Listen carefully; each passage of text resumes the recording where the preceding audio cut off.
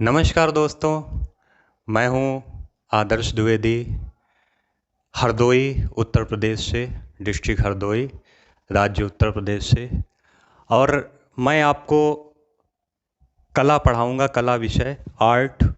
अगर आप टीजीटी या PGT, NVS, KVS, LT art विषय से किसी भी कंपटीशन की तैयारी कर रहे हैं तो आपके लिए मेरी ये क्लास हेल्पफुल होगी। ये मेरा मोबाइल नंबर है 7518924050, 7518924050। अगर आपको आर्ट को लेकर के कोई भी कन्फ्यूजन है, कोई भी समस्या आती है, तो आप मेरे नंबर पर मैसेज कर सकते हैं। मैं अपना पूरा प्रयास करूंगा कि आपकी समस्या का समाधान कर सकूं। चलिए, आज मेरी पहली क्लास है, तो हम शुरू करेंगे स्थापत्य कला से। स्थापत्य कला मैं आपको पूरी पढ़ाऊंगा। उसके बाद मैं आपको चित्रकार पढ़ाऊंगा डिटेल में, सारे चित्रकारों की सीरीज जो जो आपके सिलेबस में है, पूछे जाते हैं। उसके बाद मैं आपकी शैलियाँ पढ़ाऊंगा, प्रागैतिहासिक काल से लेकर के शैलियों तक आऊँगा। उसके बाद मैं विविध जो कुछ क्वेश्चन आते हैं इधर उधर से, वो पढ़ाऊँगा। तो हम आज पढ़ते हैं मौर्यकालीन स्थापत्य। आज मेरी पहली क्लास है, पढ़िए, देखिए कैसा लगता है आपको। सबसे पहले हम बात करते हैं मौर्यकालीन स्थापत्य की। स्थापत्य कला का आरंभ जो माना जाता है वो मौर्य काल से ही माना जाता है। मौर्य वंश का संस्थापक कौन था? चंद्रगुप्त मौर्य। चंद्रगुप्त मौर्य मौर्य वंश के संस्थापक थे। इनका जन्म कब हुआ था? चंद्रगुप्त मौर्य का जन्म हुआ था 345 ईसा पूर्व। चंद्रगुप्त मौर्य गद्दी पर कब बैठे? कह लीजिए गद्दी पर बैठे, या इनका सिंहासनारोहण कब हुआ? 322 ईसा पूर्व। मौर्य वंश की राजधानी कहाँ थी? कौन सी थी? पाटलिपुत्र। ये देखिए, इसका प्राचीन नाम है पाटलिपुत्र का, वर्तमान नाम है पाटलिपुत्र का पटना, और ये पड़ता है बिहार में। ठीक। और बिहार का प्राचीन नाम था मगध। जो मगध राज्य हम लोग बोलते हैं वो बिहार का ही क्षेत्र था, थोड़ा बहुत आसपास का क्षेत्र था, और बिहार को मिलाकर के ये पूरा मगध राज्य बन जाता था। और इसकी जो मौर्य वंश की राजधानी थी वो पाटलिपुत्र थी। वो मगध या बिहार कहिए वर्तमान का, इसी में थी। और पाटलिपुत्र का प्राचीन नाम था पटना। पाटलिपुत्र का प्राचीन नाम पटना, बिहार का प्राचीन नाम मगध। पाटलिपुत्र पड़ता है बिहार में। ठीक। अब चंद्रगुप्त मौर्य जो थे वो जैन धर्म के अनुयायी थे। जो अशोक थे वो तो बौद्ध धर्म के थे, आप लोगों को पता है, लेकिन जो चंद्रगुप्त मौर्य थे वो जैन धर्म के अनुयायी थे। चंद्रगुप्त मौर्य के समय में एक राजदूत आए थे भारत, जिनका नाम था मेगस्थनीज। ये यूनान के थे, ये भारत में राजदूत, मेगस्थनीज के राजदूत बनकर के आए थे। ठीक है, ये यूनानी राजदूत थे, मेगस्थनीज के समय में भारत आए थे, और इनको भेजा था सेल्यूकस निकेटर ने। देखिए, चंद्रगुप्त मौर्य और सेल्यूकस निकेटर का युद्ध हुआ था, जिसमें कहा जाता है सेल्यूकस निकेटर की हार हुई थी। फिर इन्होंने अपनी पुत्री का विवाह चंद्रगुप्त मौर्य से कर दिया था, और ये यूनानी राजदूत मेगस्थनीज भारत आए थे। मेगस्थनीज ने एक बहुत इम्पॉर्टेंट किताब लिखी थी, इंडिका। मेगस्थनीज की ये किताब आपकी पूछी जाती है। देखिए, पूछा जाता है चंद्रगुप्त मौर्य के समय में कौन यूनानी राजदूत भारत आए, तो मेगस्थनीज। या ये पूछा जाता है मेगस्थनीज कहाँ के रहने वाले थे, तो यूनान के रहने वाले थे। ठीक। ये किसके समय में भारत आए? चंद्रगुप्त मौर्य के समय में भारत आए। और मेगस्थनीज ने कौन सी किताब लिखी? इंडिका। ठीक, इंडिका किताब मेगस्थनीज ने लिखी। अब चंद्रगुप्त मौर्य के प्रधानमंत्री कह लीजिए या गुरु कह लीजिए कौन थे? चाणक्य। ये आपके बहुत इंपॉर्टेंट हैं, पूछे जाते हैं। ठीक। चाणक्य। देखिए, चाणक्य जो थे, उन्होंने चाणक्य और चंद्रगुप्त मौर्य ने मिलकर के घनानंद को हरा करके, इसके पहले मौर्य वंश के पहले यहाँ नंद वंश का शासन हुआ करता था, तो उनका नंद वंश का जो उस समय शासक था वो था घनानंद। तो चाणक्य और इसको जो ये घनानंद थे, इनको कुरूप लोग नहीं पसंद थे, मतलब इनको बहुत सुंदर लोग, इनको सुंदरता से प्रेम था। और चाणक्य जो है थोड़ा दिखने में नहीं अच्छे थे। तो एक दिन इन्होंने, जो ये थे घनानंद, इन्होंने अपनी सभा बुलाई विद्वानों की, उसमें चाणक्य भी आकर के बैठ गए। तो घनानंद की जब उन पर नज़र पड़ी, उन्होंने कहा, ये कौन काला कलूटा ब्राह्मण मेरी सभा में बैठा है? तो चाणक्य पहली बार तो नहीं बोले, फिर जब इन्होंने ये बात एक दो बार और दोहराई तो चाणक्य को क्रोध आ गया, और उन्होंने शपथ ले ली कि मैं नंदवंश का और घनानंद का साम्राज्य का सर्वनाश कर दूंगा। और इन्होंने चंद्रगुप्त मौर्य के साथ में मिल करके उनका तख्ता पलट कर दिया, और वहाँ पर मौर्य वंश की स्थापना करी। ठीक, चंद्रगुप्त मौर्य के प्रधानमंत्री या गुरु चाणक्य थे। चाणक्य का अन्य नाम, इनको कई सारे नामों से जानते हैं, इनको कौटिल्य भी कहते हैं। किसको? चाणक्य को। चाणक्य को विष्णुगुप्त भी कहते हैं, चाणक्य को भारत का मैकियावेली भी कहते हैं। देखिए, चाणक्य को कौटिल्य भी कहते हैं, चाणक्य को विष्णुगुप्त भी कहते हैं, चाणक्य को भारत का मैकियावेली भी कहते हैं। चाणक्य ने एक बहुत इंपॉर्टेंट किताब लिखी, अर्थशास्त्र। ठीक, अर्थशास्त्र पर भी हम बात करेंगे, लेकिन वो जब किताबें पढ़ेंगे आपके सिलेबस की तब हम बात करेंगे अर्थशास्त्र पर। अभी इतना जानिए, चाणक्य ने किताब लिखी अर्थशास्त्र। ठीक, चंद्रगुप्त मौर्य ने गुजरात के जूनागढ़ में सुदर्शन झील का निर्माण करवाया था। ठीक, गुजरात में जूनागढ़ पड़ता है, वहाँ पर एक झील है सुदर्शन झील, उसका निर्माण इन्होंने करवाया था। ठीक, अब देखिए आपके आर्ट के हिसाब से बहुत इंपॉर्टेंट चीज़, चंद्रगुप्त मौर्य का जो महल था, इससे आपके क्वेश्चन आते हैं। देखिए, अब यहाँ से इंपॉर्टेंट लगा कर चलिएगा। चंद्रगुप्त मौर्य का जो राजमहल था वो पाटलिपुत्र यानी पटना, वर्तमान नाम पटना, प्राचीन नाम पाटलिपुत्र, पाटलिपुत्र में गंगा नदी के किनारे बना हुआ था। ठीक, अगर पूछा है किस नदी के किनारे था तो गंगा नदी के किनारे। कहाँ था? तो पाटलिपुत्र में, वर्तमान नाम पाटलिपुत्र का पटना। ठीक, चंद्रगुप्त मौर्य का महल, ये आपका एक बार पूछा गया, बहुत इंपॉर्टेंट है। चंद्रगुप्त मौर्य का महल लकड़ी या काष्ठ, काष्ठ को लकड़ी कहते हैं, तो लकड़ी या काष्ठ का बना हुआ था। लकड़ी को काष्ठ भी कहते हैं, काष्ठ को लकड़ी कहते हैं। ठीक, जिस पर बाद में अशोक ने पत्थर व ईंटें लगवाई। दोनों चीज़ें इंपॉर्टेंट हैं। सबसे पहले किसका बना हुआ था? पहले लकड़ी का बना हुआ था, बाद में अशोक के समय इसमें पत्थर और ईंटें लगी। ठीक, मौर्यों के इस महल को देखकर फाहियान ने कहा, फाहियान एक राजदूत थे, सॉरी राजदूत नहीं थे, यात्री थे, फाहियान एक यात्री थे। ऐसा प्रतीत होता है, फाहियान ने क्या कहा? ऐसा प्रतीत होता है कि मौर्यों के इस महल को देवताओं ने नहीं बल्कि राक्षसों ने बनाया होगा, ये हमारे फाहियान ने कहा। अच्छा, एक चीज़ यहाँ पर थोड़ी सी मैं अलग से बताना चाहूँगा। देखिए, मेगस्थनीज जो थे वो चंद्रगुप्त मौर्य के समय में भारत आए, इन्होंने इंडिका नामक पुस्तक लिखी। ठीक, और ये जो फाहियान थे ये चीनी यात्री थे। ठीक, चीनी यात्री, ये किसके समय में भारत आए थे?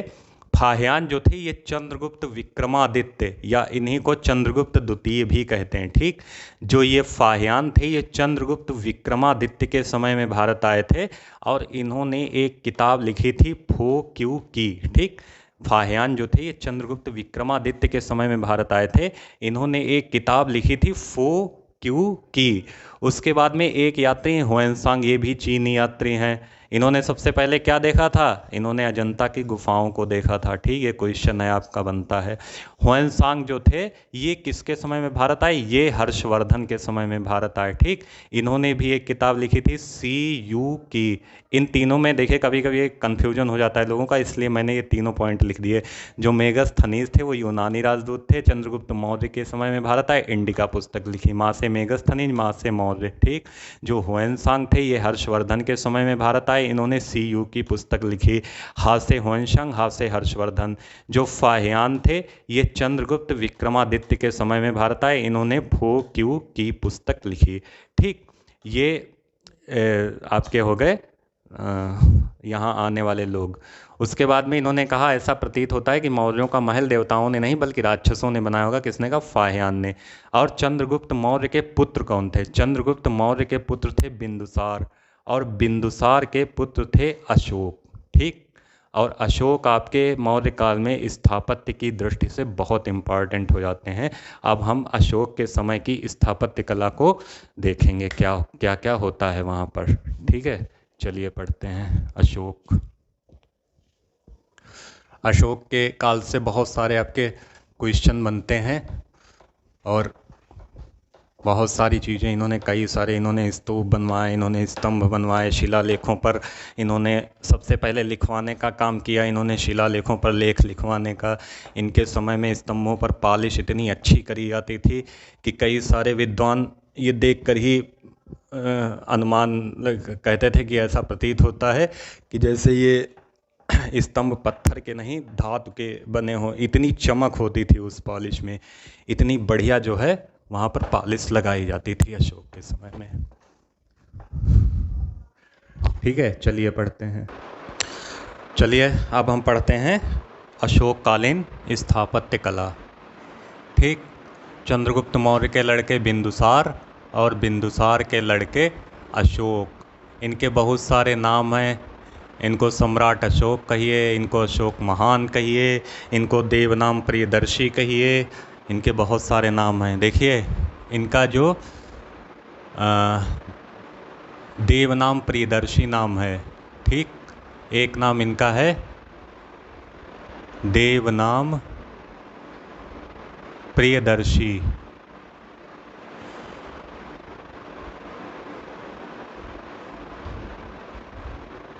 इनका जो देवनाम प्रियदर्शी नाम है वो आपका कहाँ मिलता है? अभिलेखों में, ठीक,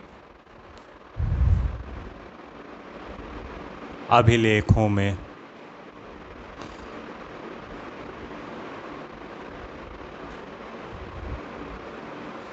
अशोक का देवनाम प्रियदर्शी नाम मिलता है अभिलेखों में। इनका एक और नाम है अशोक वर्धन, ठीक है।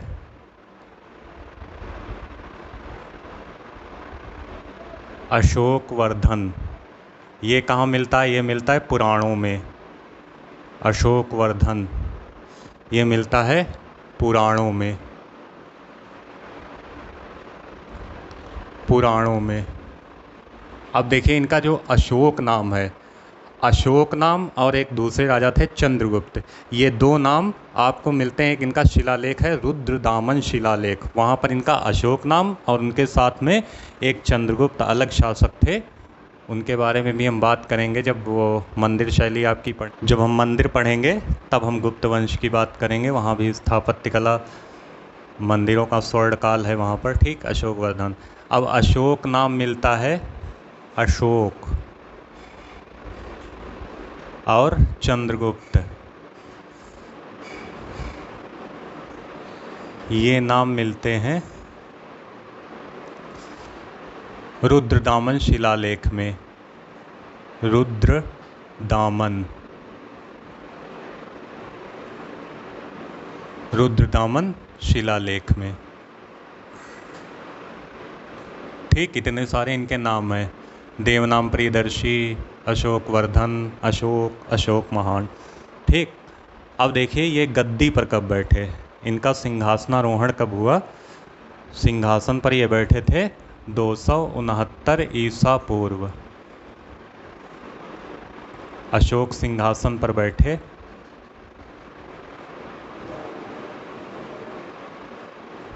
269 ईसा पूर्व, ठीक, 269 ईसा पूर्व।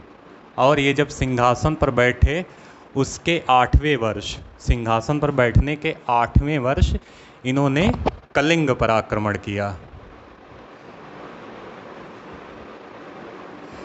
सिंहासनारोहण के 8वें वर्ष, 8वें वर्ष, ठीक,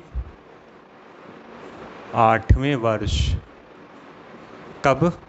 261 ईसा पूर्व, ईसा पूर्व इन्होंने कलिंग पर आक्रमण किया। कलिंग,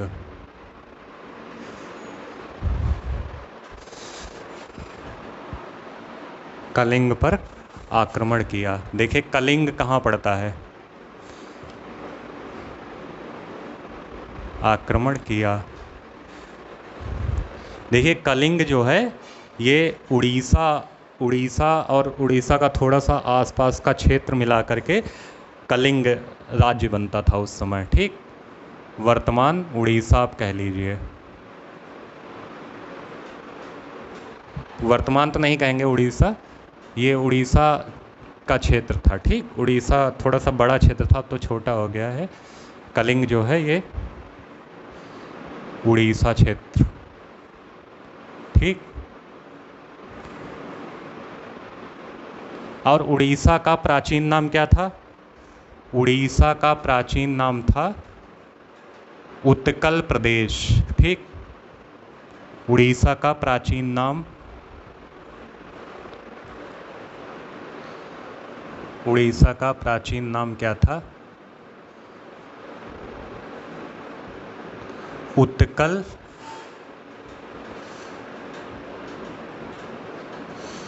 उत्कल प्रदेश, ठीक, ये उड़ीसा का प्राचीन नाम था। अब देखिए, अशोक के अभिलेखों को हम 3 भागों में बांट सकते हैं, ठीक। अशोक के जो अभिलेख हैं,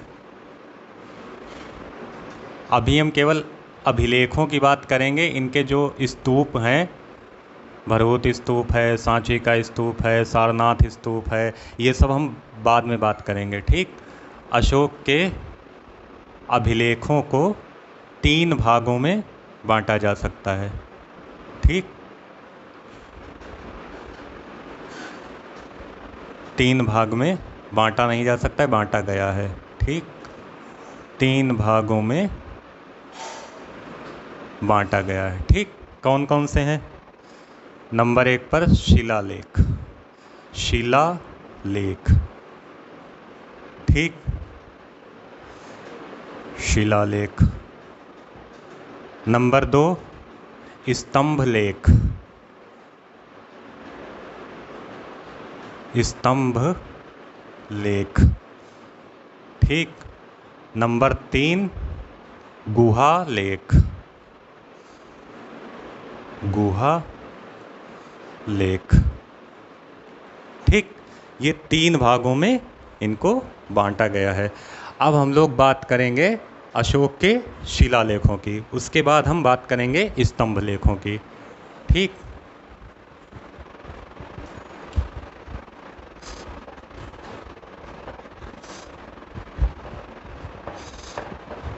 चलिए बात करते हैं अशोककालीन शिलालेखों की। शिलालेख, ठीक। शिलालेख के बाद हम स्तंभ लेख की बात करेंगे। शिलालेख,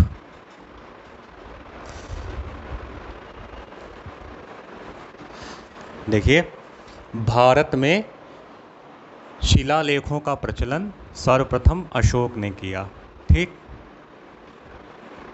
भारत में शिलालेखों का प्रचलन सबसे पहले अशोक ने किया, ठीक। भारत में शिलालेखों का प्रचलन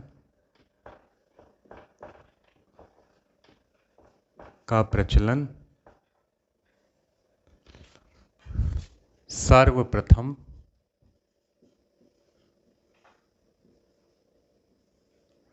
अशोक ने किया,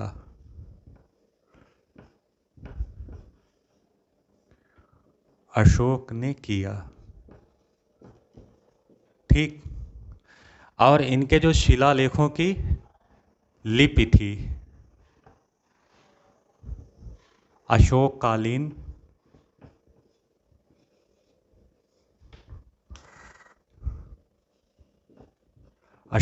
शिलालेखों की लिपि,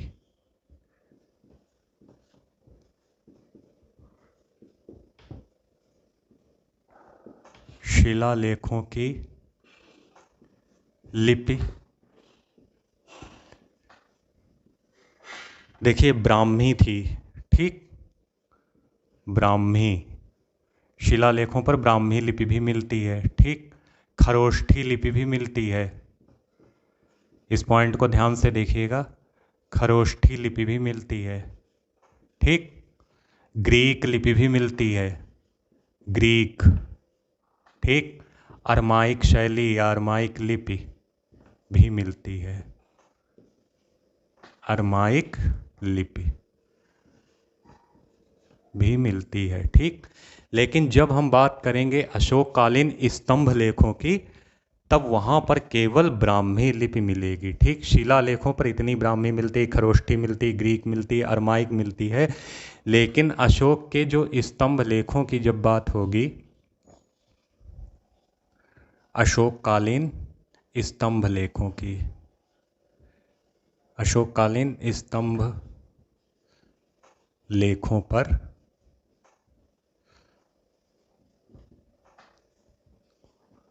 केवल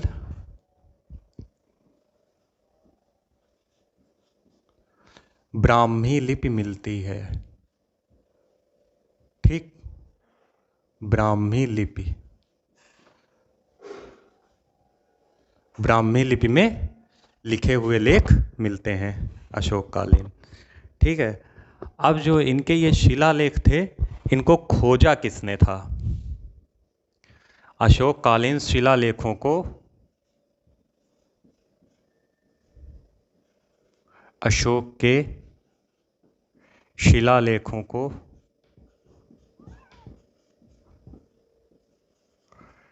खोजा किसने था और पढ़ा किसने था? खोजा 1750 में पाद्रे टी 1750 में पाद्रे टी फेन थैलर।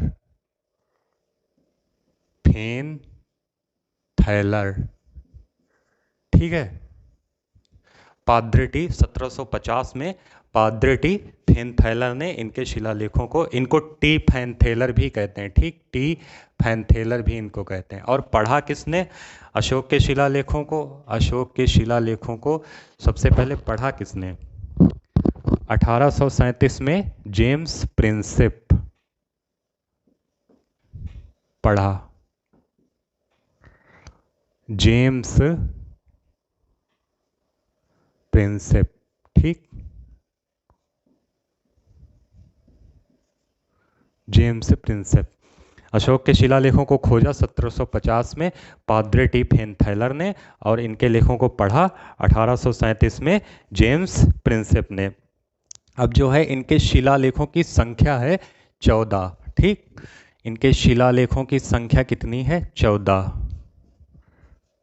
और अलग अलग इन 14 शिलालेखों पर अलग अलग चीज़ें लिखी हुई हैं। ठीक, अभी बताते हैं। शिलालेखों की संख्या है 14। ठीक, अब इसमें जैसे पहला शिलालेख है उसमें परशुबल की निंदा की गई है, दूसरा शिलालेख है उसमें जो है लिखी हुई हैं चीज़ें। इनका सबसे लंबा शिलालेख जो है 6ठा और 7वां है, उसमें इनकी तीर्थ यात्राओं का उल्लेख है। 7वां शिलालेख सबसे लंबा शिलालेख इनका माना जाता है। जो 13वां है उसमें कलिंग युद्ध का वर्णन है। ठीक, कलिंग युद्ध का वर्णन किस शिलालेख में है? 13वें में।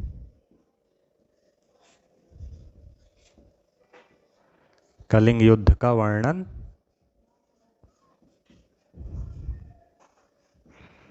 13वें शिलालेख में। ठीक है, 13वें शिलालेख में इनका कलिंग युद्ध का वर्णन है। अब हम बात करेंगे अशोककालीन स्तंभों की। ठीक, अशोककालीन स्तंभों की जो आपके बहुत ज़्यादा इम्पोर्टेंट हैं। ठीक, अशोककालीन स्तंभों की।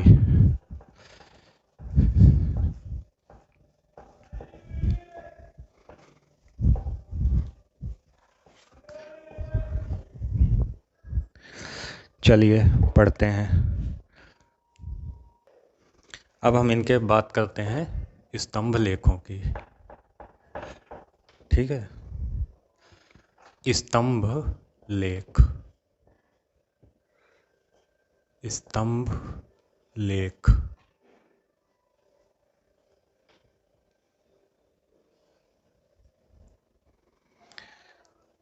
स्तंभों पर लेख लिखवाने का कार्य सबसे पहले अशोक ने किया। ठीक, भारत में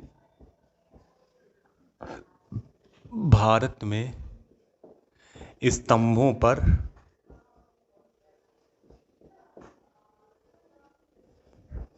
लेख लिखवाने का कार्य, एक एक पॉइंट इम्पॉर्टेंट है जो हम बता रहे हैं, सब पूछे गए हैं और जो इम्पॉर्टेंट है वो भी बता रहे हैं। भविष्य में पूछे जाने की संभावनाएं बनेंगी, बहुत ध्यान से आप लोग पढ़िए। लेख लिखवाने का कार्य, ये मत सोचिए कुछ फालतू है, सब इम्पॉर्टेंट है। लेख लिखवाने का कार्य सर्वप्रथम अशोक ने किया। ठीक,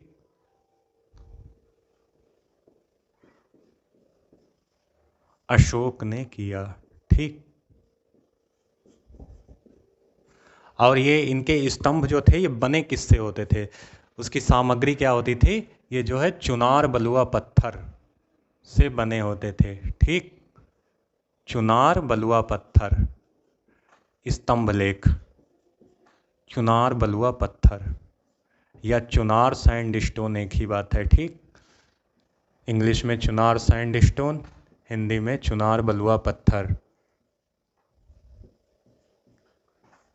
चुनार सैंडस्टोन, देखिए ये बने पत्थर के होते थे, लेकिन इन पर इतनी बढ़िया पॉलिश होती थी कि कई विद्वान जो है धोखा खा जाते थे, कहते थे कि ऐसा प्रतीत होता है जैसे ये किसी धातु से निर्मित हो, इतनी बढ़िया इस पर पॉलिश होती थी। ठीक, और ये इनकी लंबाई कितनी होती थी, ये निर्मित होते थे चुनार बलुआ पत्थर से। ठीक, और इनकी लंबाई कितनी होती थी, लंबाई होती थी 35 से 50 फीट। ये जो है 35 से 50 फीट जो है ये लंबे होते थे। ठीक, और इनका वजन कितना होता था, वजन होता था इनका 40 से 50 टन। 40 से 50 टन। इनको बनाने का कारखाना कहाँ था, जो अशोक के ये स्तंभ लेख बनते थे, स्तंभ बनते थे, अशोक के स्तंभ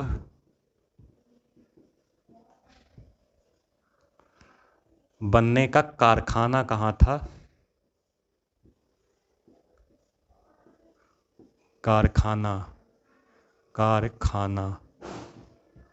चुनार में था। ठीक, इसीलिए इनको चुनार सैंडस्टोन या चुनार बलुआ पत्थर से सामग्री से ये निर्मित होते थे, चुनार में था। ठीक, उसके बाद में इनके स्तंभों को, अशोक के स्तंभों को अशोक की लाट कहा जाता है। अशोक के स्तंभों को जो है अशोक की लाट,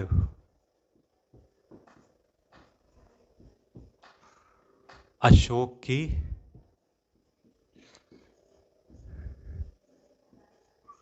लाट, अशोक की लाट कहा जाता है। ठीक, अशोक की लाट।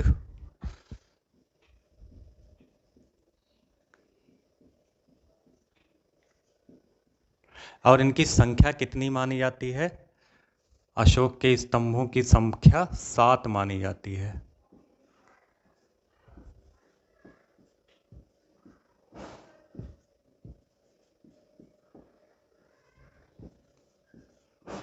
संख्या 7 मानी जाती है। ठीक है, अब हम बात करेंगे अलग अलग स्तंभों की, किस पर क्या बना हुआ। और हाँ, एक चीज देखिए, अशोक के जो स्तंभ थे, स्तंभों के ऊपर जो पशु बनते थे, जानवर बनते थे, ठीक, वो भी अशोक ने ही शुरू किए थे। स्तंभों पर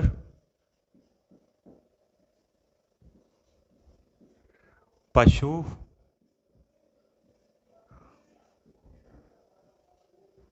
बनवाए।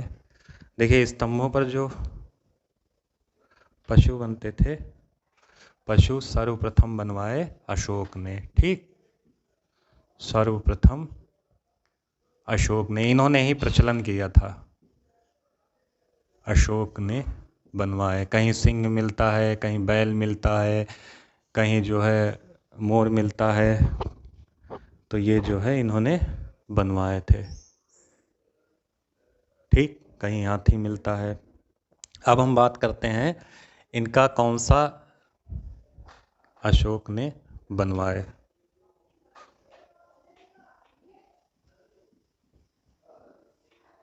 ठीक, स्तंभों पर पशु सर्वप्रथम अशोक ने बनवाए। ठीक, इन्होंने ही प्रचलन शुरू किया था। अब हम बात करते हैं इनके अलग अलग स्तंभों की, देख लेते हैं कहाँ कौन सा है, किसकी क्या विशेषता है और किस पर क्या बना हुआ है। ठीक, सबसे पहले हम बात करेंगे सारनाथ स्तंभ की।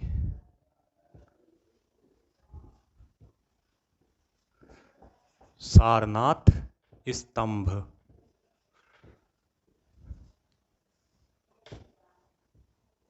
ठीक, इसकी ऊंचाई वर्तमान में कितनी है, पहले लंबा रहा होगा, लेकिन वर्तमान में जो है 7 फीट 9 इंच, 7 फीट 9 इंच इसकी ऊंचाई है वर्तमान में। ठीक, किसकी? सारनाथ स्तंभ की। सारनाथ स्तंभ के ऊपर क्या है? सारनाथ स्तंभ के शीर्ष पर 4 शेर बने हुए हैं। सारनाथ, ये बहुत इंपॉर्टेंट है, ध्यान से देखिएगा। सारनाथ स्तंभ के शीर्ष पर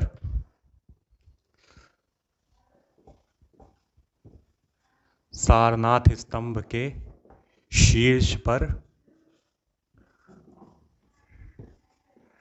4 शेर एक दूसरे से पीठ सटाए हुए 4 शेर बने हैं। ठीक, शेर कहिए सिंह कहिए, एक ही बात है, सिंह। ठीक, बने हुए हैं। और सारनाथ स्तंभ से ही हमारा जो है राष्ट्रीय चिन्ह लिया गया है। ठीक, सारनाथ स्तंभ से ही, सारनाथ स्तंभ से हमारा राष्ट्रीय चिन्ह। और इसको भारत सरकार ने कब अपनाया? राष्ट्रीय चिन्ह लिया गया है, लिया गया है। ठीक, कब अपनाया? 26 जनवरी 1950। ठीक, 26 जनवरी 1950 राष्ट्रीय चिन्ह लिया गया है सारनाथ स्तंभ से। ठीक, और जो हमारे तिरंगे झंडे में चक्र बना हुआ है वो भी यहीं से लिया गया है। ठीक, चक्र जो है, जिसको अशोक चक्र बोलते हैं, झंडे का चक्र, चक्र यहीं से लिया गया है, सारनाथ से। ठीक,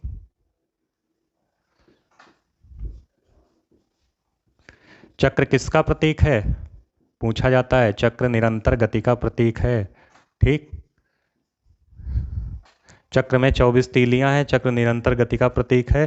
तिरंगे झंडे के बीच में चक्र बना हुआ है, चक्र में नेवी ब्लू कलर लगा हुआ है। ठीक, ये सारी चीज़ें पूछी जाती हैं। और ये सुरक्षित कहाँ है? इसका जो ये जो 4 शेर हैं ये सारनाथ संग्रहालय में सुरक्षित कर दिए गए हैं। ठीक, ये सुरक्षित है सारनाथ संग्रहालय। ठीक,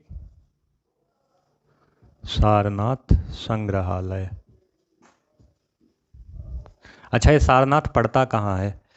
सारनाथ जो है ये उत्तर प्रदेश में पड़ता है। सारनाथ उत्तर प्रदेश में पड़ता है, यहाँ लिख देता हूँ, उत्तर प्रदेश में पड़ता है, वाराणसी के पास। वाराणसी या बनारस या काशी, वाराणसी के पास। ठीक, ये हमारा पड़ता है। अब हम बात करते हैं सांची के स्तूप की। सॉरी, स्तूप नहीं, स्तंभ। अभी हम केवल स्तंभ की बात करेंगे, स्तूपों की बाद में बात करेंगे, स्तंभ खत्म हो जाने के बाद। सांची स्तंभ ये कहाँ पड़ता है? मध्य प्रदेश में विदिशा स्थान के पास। ठीक, मध्य प्रदेश विदिशा।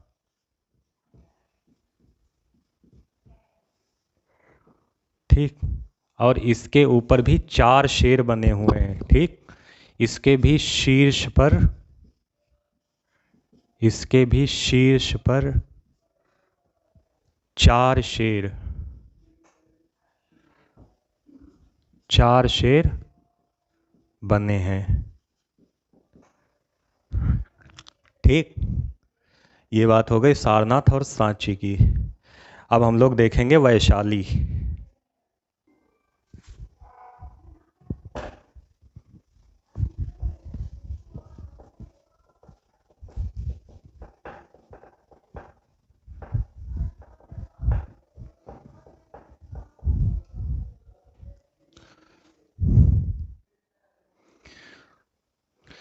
अब हम देखेंगे वैशाली स्तंभ।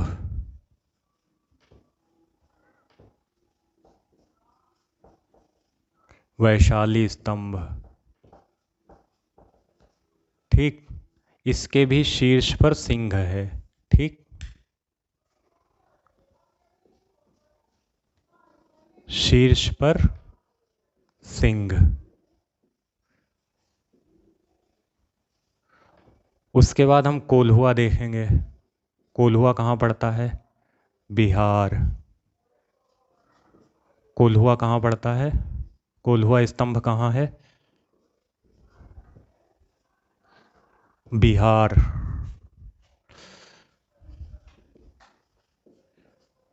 इसके शीर्ष पर भी सिंह है, ठीक,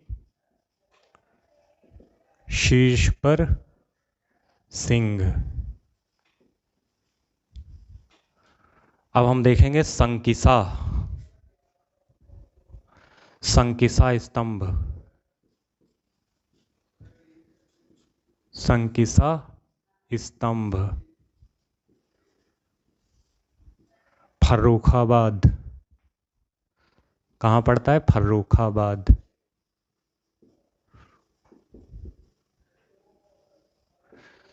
इसके ऊपर भी, इसके ऊपर हाथी बना हुआ है, शीर्ष पर क्या बना हुआ है? हाँ, गज या हाथी, एक ही बात है। हाथी कहिए या गज कहिए। गजगामिनी पिक्चर किसने बनाई थी फिल्म? एम.एफ. हुसैन ने, ठीक। जो गज की तरह चाल हो उसको कहते हैं गजगामिनी, गज की तरह जाने वाली, गज की तरह चलने वाली, ठीक। संकिसा स्तंभ। उसके बाद में हम बात करते हैं लौरिया नंदगढ़। लौरिया नंदगढ़, लौरिया नंदगढ़ स्तंभ, ये कहाँ पड़ेगा? ये आपका पड़ेगा चंपारण, बिहार, ठीक, बिहार में चंपारण नामक स्थान पर, चंपारण बिहार, ठीक। और इसके शीर्ष पर देखिए, इसमें कई सारी चीज़ें बनी हुई हैं। शीर्ष पर ये सिंह बना है, ठीक, शीर्ष पर सिंह बना हुआ है, ठीक। और इसी पर, इस स्तंभ पर जो है दाना चुग उड़ते हुए या दाना चुगते हुए हंस, दाना चुगते हुए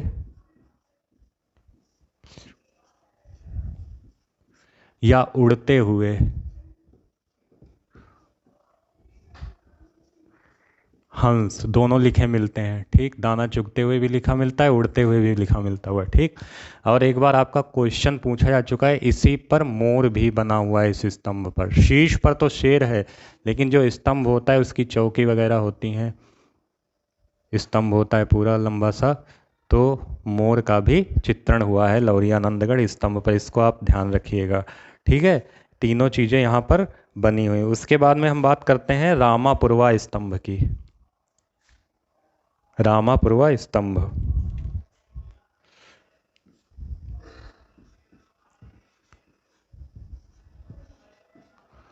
रामापुरवा स्तंभ,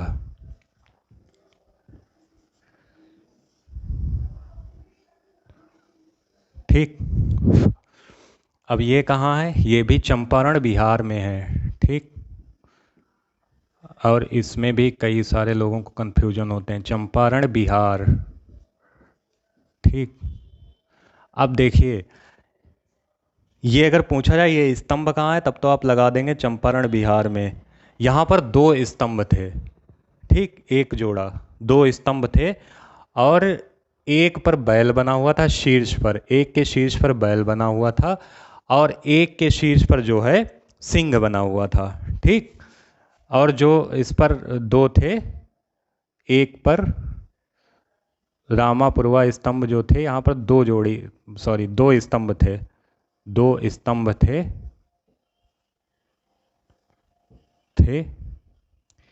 एक पर एक पर बना था बैल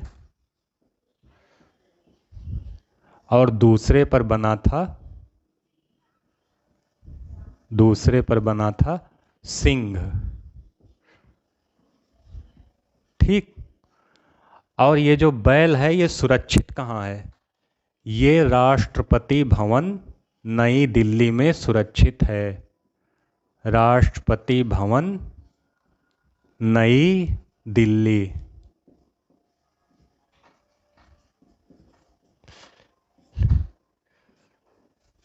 और ये सिंह कहाँ सुरक्षित? ये भारत संग्रहालय कलकत्ता। भारत संग्रहालय कलकत्ता।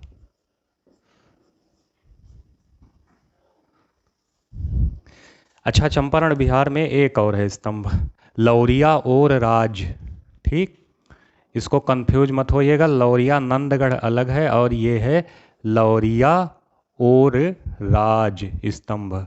लौरिया और राज। और इसके ये भी जो है चंपारण बिहार में ही है। ठीक, चंपारण बिहार, बिहार। और इसके शीर्ष पर क्या है? गरुड़। गरुड़ किसका वाहन है? वाहन भी आपके खूब पूछे जाते हैं, मैं सब एक एक चीज़ आपको पढ़ाऊंगा। चैनल से आप लोग जुड़े रहिए, बने रहिए, पूरा कोर्स कंप्लीट करूंगा, एक एक चीज़ पढ़ाऊंगा। शीर्ष पर गरुड़। ठीक, गरुड़ बना हुआ है। उसके बाद में लुम्बिनी, लुम्बिनी स्तंभ। सारे स्तंभ हैं ये भी। स्तूप की हम नेक्स्ट क्लास में बात करेंगे। ठीक, ये लुम्बिनी। लुम्बिनी में जो है शीर्ष पर क्या है? अश्व बना हुआ है। लुम्बिनी में क्या हुआ था? शीर्ष पर अश्व। लुम्बिनी में गौतम बुद्ध का जन्म हुआ था। ठीक है, ये हो गए आपके स्तंभ। ठीक, तो देखिए आज स्तंभों की बात हो गई। अभी थोड़ा सा कुछ 2-4 पॉइंट बचे हैं, वो हम लोग नेक्स्ट क्लास में बात करेंगे। आज ये मेरी पहली क्लास थी। अगर आपको अच्छी लगी हो तो आप मुझे सपोर्ट करिए, लाइक करिए, शेयर करिए और प्लीज़ चैनल को सब्सक्राइब करिए, जिससे मैं आपके लिए और अच्छे से अच्छी वीडियो ला सकूं, अच्छी से अच्छी सामग्री ला सकूं, मैटर ला सकूं। मैं कोशिश करूंगा कि जो आपका टीजीटी का एग्ज़ाम लगा हुआ है, अगर आपको 5 से 6 महीने मिल जाते हैं तो मैं पूरी कोशिश करूँगा कि आपका मैं कोर्स कंप्लीट करवा दूँ।